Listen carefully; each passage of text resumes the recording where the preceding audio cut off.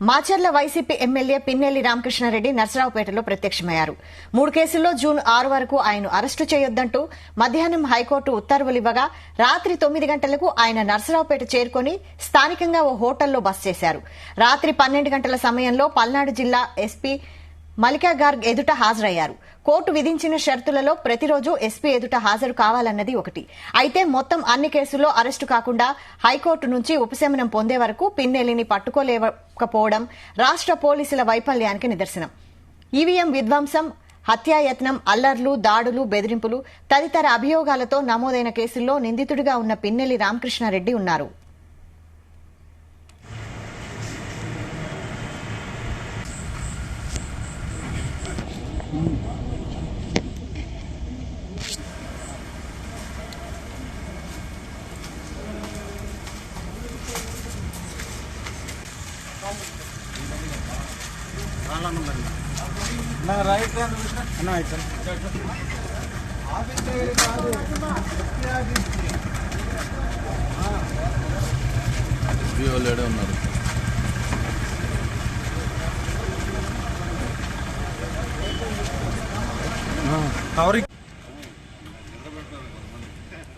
ఇదే అంశంపై full details మా ప్రతినిధి నాగేశ్వరరావు అందిస్తారు. నాగేశ్వరరావు,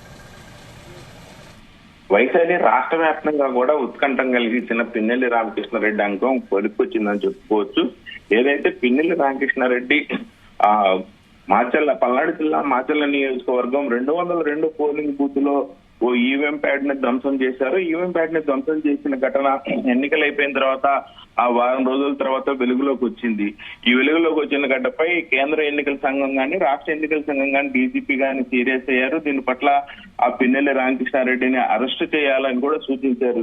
ఈ అరెస్టు చేయాలని సూచించిన నేపథ్యంలో పిన్నెల్లి రామకృష్ణారెడ్డిని అరెస్టు కోసం ఆ 2 తెలుగు రాష్ట్రాల్లో పోలీసులు ముమ్మర గాలింపు చర్యలు చేపట్టారు. ఈ క్రమంలోనే ఆ పిన్నెల్లి రామకృష్ణారెడ్డి పోలీసులకు దొరకకుండా ఆంధ్రప్రదేశ్ హైకోర్టులో పిటిషన్ దాఖలు చేశారు. తనని అరెస్టు చేయొద్దంటూ, తన అరెస్టు అక్రమం అంటూ తనకు ముందస్తు బెయిల్ ఇవ్వాలని పిటిషన్ వేసిన నేపథ్యంలో కోర్టు కేసును స్వీకరించి పిన్నెల్లి రామకృష్ణారెడ్డికి ముందస్తు బెయిల్ మంజూరు చేసింది. అయితే ముందస్తు బెయిల్ ఘటన ముగిసిన కొద్దిసేపట్లోనే మరికొన్ని రామకృష్ణారెడ్డి దాడులు చేశారంటూ మరికొన్ని ఘటనలు వెలుగులోకి వచ్చిన నేపథ్యంలో ఆ పిన్నెల్లి రామకృష్ణారెడ్డిని ఇంకొక 2 కేసుల్లో ఏదైతే పోలింగ్ బూతుల నుంచి బయటకు వచ్చిన తర్వాత వ్యక్తిపై దాడి చేశాడంటూ అతనిపై మర్డర్ కేసు నమోదైంది. అలాగే వెల్దుర్తి మండలంలో ఓ కేసు నమోదైంది. ఈ 2 కేసులు కూడా హైకోర్టులో ముందస్తు బెయిల్ పొందిన తర్వాత 2 కేసులు నమోదవడంతో ఒక్కసారిగా అవాక్కైపోయిన వైసీపీ అధిష్టానం గాని ఎమ్మెల్యే పిన్నెల్లి రామకృష్ణారెడ్డి ఒక్కసారిగా అవాక్కైపోయారు. ఈ నేపథ్యంలోనే మరిన్ని కేసులు బనాయించి తనను అరెస్టు చేయాలని చూస్తున్నారని, పోలింగ్ రిజల్ట్ రానికి ఫలితాలు వచ్చే రోజుకి తనను బయట తిరగకుండా లోపల ఉంచాలనే ప్రయత్నం చేస్తున్నారంటూ తనను అరెస్ట్ చేయాలని చూస్తున్నారంటూ మరలా కూడా ఆ పిన్నెల్లి రామకృష్ణారెడ్డి హైకోర్టులో మరో పిటిషన్ వేశారు. తన కేసులకు సంబంధించి తనను అక్రమంగా నిర్బంధించి బయట తిరగకుండా చూడాలని చూస్తున్నారని, ఫలితాల రోజు తారుమారు చేయాలని కొంత ప్రయత్నం జరుగుతుందన్నట్టు వాదనలు వినిపించారు. అయితే ఈ నేపథ్యంలోనే రాష్ట్రంలోనే సంచలనం కలిగించిన అంశం మరొకటి తెర మీదకి వచ్చింది. ఏదైతే రాష్ట్ర డీజీపీ ఈ కేసులో ఇంప్లీట్ అయ్యి వాదనలు వినిపించే నేపథ్యంలో ప్రభుత్వం తరపున ఎవరైతే లాయరు వాదిస్తా ఉన్నారో అలా ప్రభుత్వం తరపున ఆ లాయర్ ఐనవోలు సుధాకర్ ఉన్నాడు. ఆయన కాకుండా రాష్ట్ర డీజీపీ మరొక సంచలనం కలిగించే విధంగా మరొక ప్రైవేటు లాయర్ ని నియమించడంతో ఒక్కసారిగా రాష్ట్రం మొత్తం ఆశ్చర్యచతురులయ్యారు. అయితే ఈ నేపథ్యంలో ఆ ప్రైవేటు లాయర్ ని నియమించి డీజీపీ వాదనలు వినిపించినా సరే ఆ పిన్నెల్లి రామకృష్ణారెడ్డిని అదృష్టం వరించిందని చెప్పుకోవచ్చు. హైకోర్టు అతనికి అనుకూలంగానే మిగతా 2 కేసుల్లో కూడా వచ్చే నెల 5వ తారీఖు తర్వాత, అంటే 6వ తారీఖు 4వ తారీఖు ఫలితాలు రానున్నాయి. 5వ తారీఖు ప్రభుత్వం ఏదో తెలుస్తా ఉంటది కాబట్టి 6వ తారీఖు వరకు అతన్ని ఏ కేసులో కూడా అరెస్టు చేయొద్దు, 3 కేసులకు సంబంధించి కూడా ముందస్తు బెయిల్ మంజూరు చేస్తున్నాం, పోలీసులు అతని మీద ఎటువంటి చర్యలు తీసుకోవద్దన్నారు.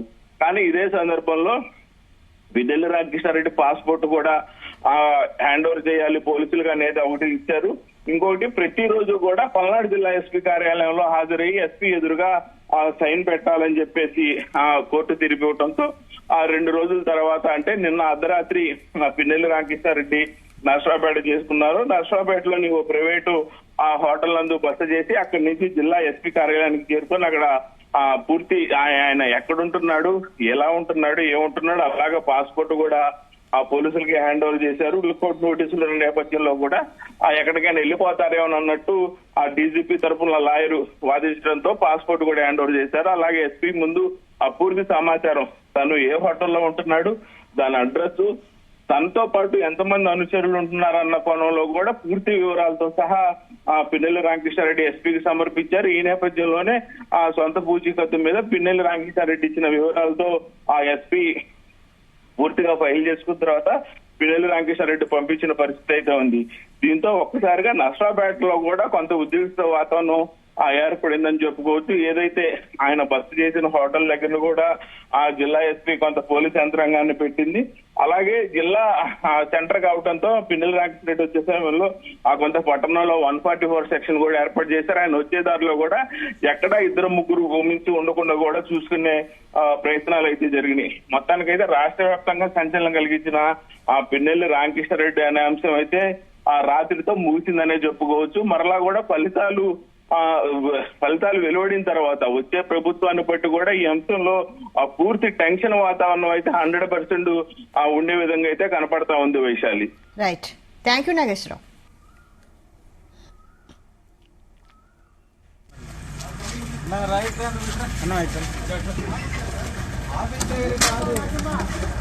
రైట్